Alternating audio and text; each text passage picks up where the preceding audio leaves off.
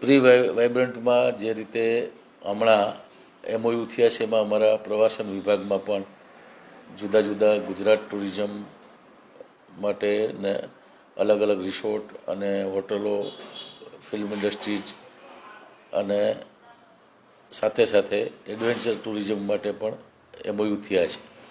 એમાં જે દ્વારકામાં ખાસ કરીને બેટ દ્વારકા અને દ્વારકાનો જે સમુદ્ર કિનારો છે એમાં એક એમઓયુ મંજગાંવ ડોકે છે એની એક કર્યું છે. લગભગ 150 કરોડ રૂપિયાનું રોકાણ કરશે સરકાર સાથે.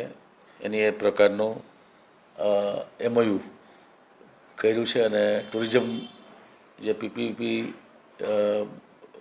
થી જે કંઈ આ પ્રકારના પ્રવાસનને વેગ આપવા માટેના પ્રયાસો કરે છે એમાં આ મંજગાંવ ડોકે છે એનો આ પ્રોજેક્ટનું એમઓયુ થયું છે અને આગામી સમયમાં આ પ્રોજેક્ટ છે એ આવતા દિવાળી સુધી પૂર્ણ થાય એ પ્રકારનો અત્યારે અંદાજ છે.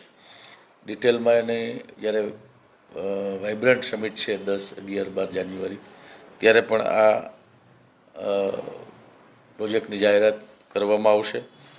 આ પ્રોજેક્ટથી ધાર્મિક અને સાહસિક પ્રવાસમાં રસ ધરાવતા જે પ્રવાસીઓ છે એને એક રોમાંચનો અનુભવ થશે.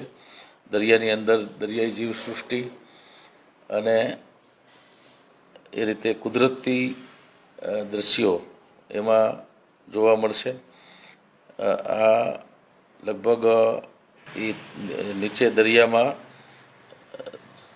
300 ફૂટ સુધી અંદર જશે અને એમાંથી દરિયાઈ જીવસૃષ્ટિ જોઈ શકાય. આપણા બેટ દ્વારકાની પાસે વેલ માછલીથી માંડી અને અનેક દરિયાઈ જીવસૃષ્ટિઓ છે એ પણ જોઈ શકાશે.